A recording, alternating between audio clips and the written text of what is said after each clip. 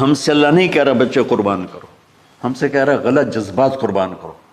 ہم سے اللہ کہہ رہا ہے اپنے جذبات کو دبا دو جو تمہیں اللہ اس کے رسول سے دور کرتے ہیں، ان پر چھری چلاؤ. جو اللہ اس کا محبوب کہتا ہے ان کو کرنے کے لیے بھی اپنے جذبات پہ چھری چلاؤ. سچ بولنے کے لیے چھری چلانی ہے تو چلاؤ اپنے جذبوں پر. اب اس کو پھیلا دو. ساری شریعت میں اللہ نے جو احل حلالا، جو اس نے کہا ہے یہ کرنا ہے، اس کے لیے اپنے جذبات قربان کر دو.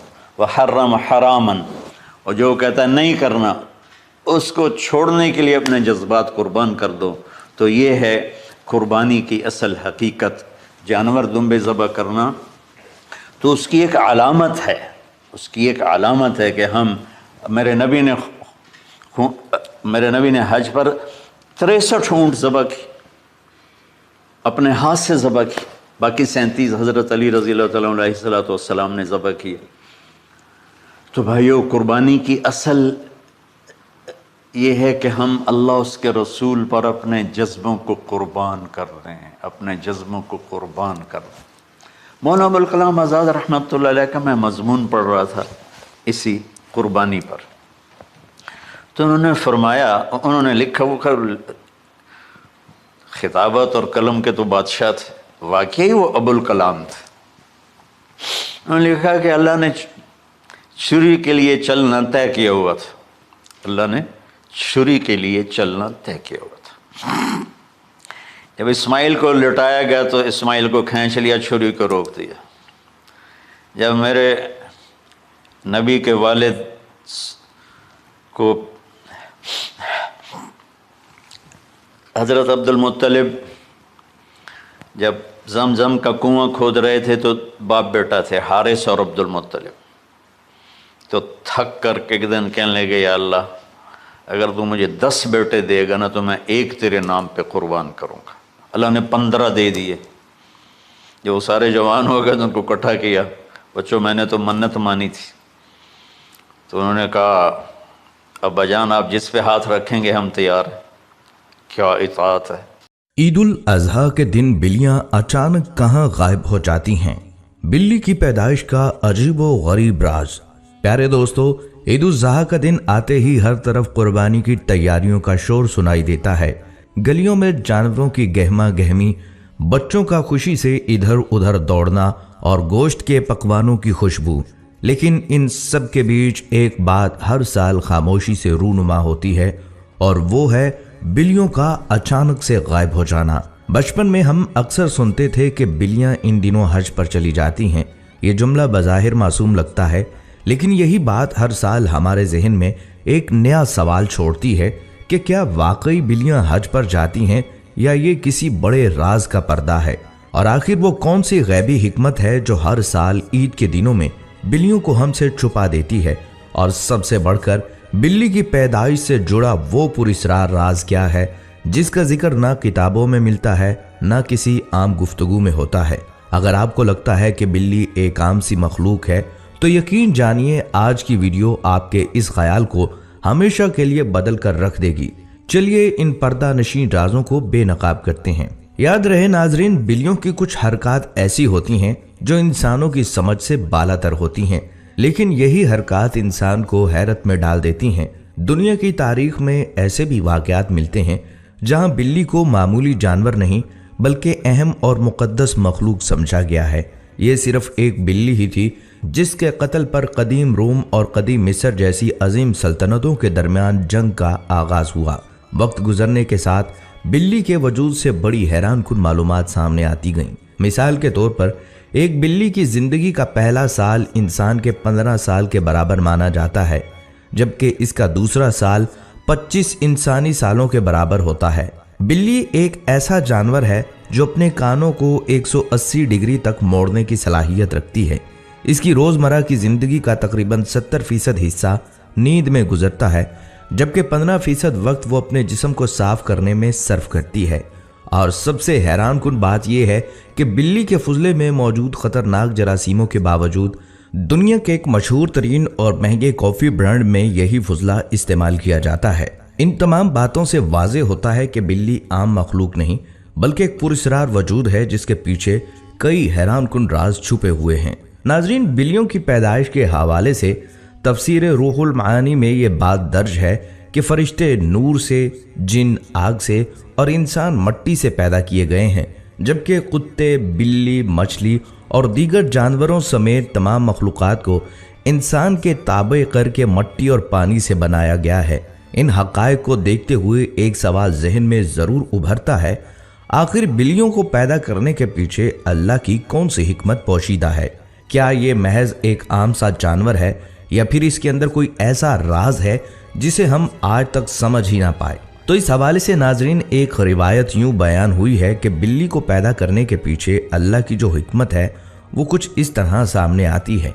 जब हजरत नूह अलैहिस्सलाम की कौम पर पानी के जरिए अजाब नाजिल हुआ और अल्लाह ताला ने हजरत नूह अलैहिस्सलाम को कश्ती बनाने और हर जानदार और परिंदे का एक जोड़ा उसमें सवार करने का हुक्म दिया, तो हजरत नूह अलैहिस्सलाम ने हुक्म की तामील की। कश्ती पानी में रवाना थी कि अचानक कश्ती में चूहे पैदा हो गए, जिन्होंने कश्ती के मुख्तलिफ हिस्सों को काटना शुरू कर दिया।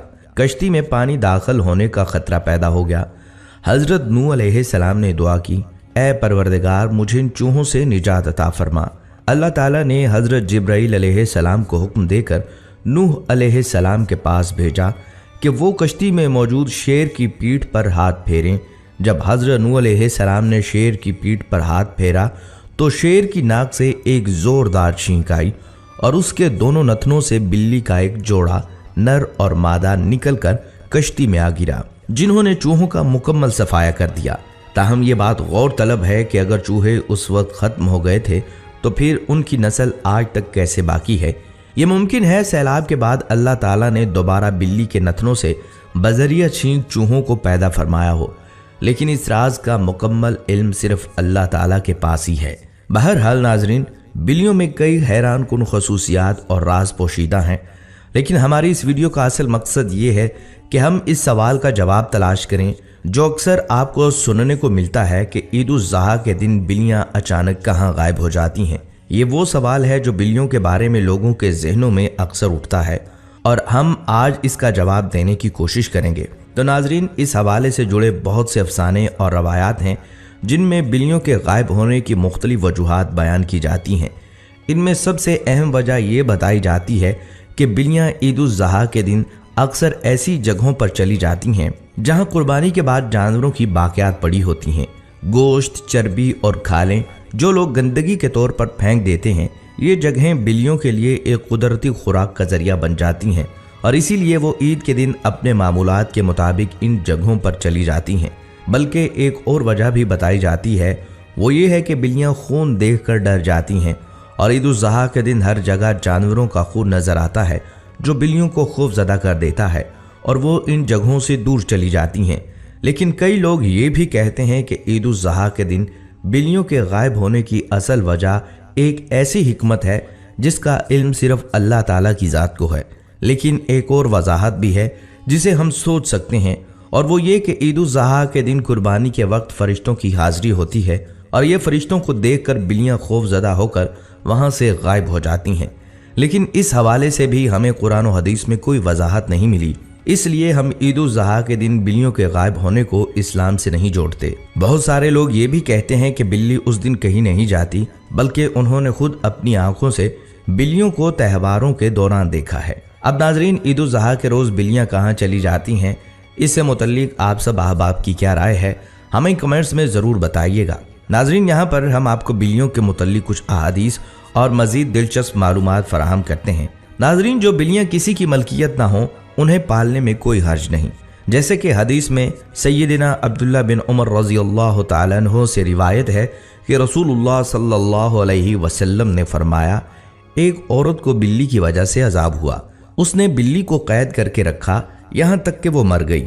फिर उस बिल्ली की वजह से वो जहन्नम में गई, क्योंकि जब उसने बिल्ली को कैद में रखा तो ना उसे खाना दिया, ना पानी, और ना ही उसे आज़ाद किया ताकि वो खुद कीड़े मकोड़े खाकर गुजारा कर लेती।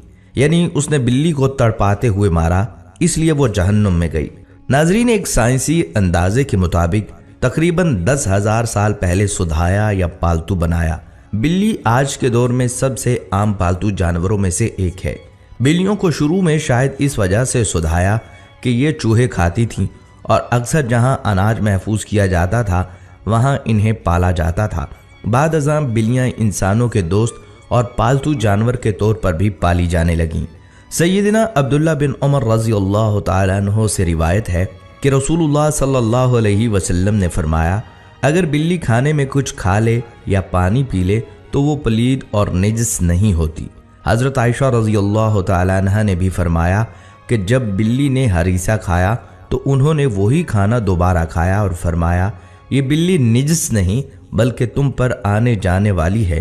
گھر میں بلی پالنے کے حوالے سے فقہا کا کہنا ہے ایسا کرنے میں کوئی حرج نہیں، کیونکہ بلی نہ موذی جانور ہے اور نہ نجس۔ بلی گھر میں پالی جا سکتی ہے کیونکہ یہ چوہے اور کیڑے مکوڑے کھا کر گھر کو صاف رکھتی ہے۔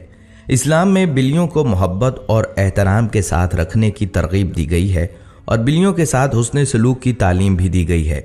ایک مثال حضرت ابو ہریرہ رضی اللہ تعالیٰ عنہ کی ہے، جنہیں بلیوں والا کہا جاتا ہے۔ ایک دن انہوں نے گرمی کی شدت سے ایک بلی کو دیوار کے ساتھ چمٹا دیکھا اور اسے اپنی آستین میں چھپا لیا تاکہ وہ گرمی سے بچ سکے۔ سائنسی اعتبار سے بلی پالنے کے کئی فوائد ہیں۔ بلیوں کا انسانی لمس سے تعلق ڈپریشن کے علاج میں مددگار ثابت ہوتا ہے۔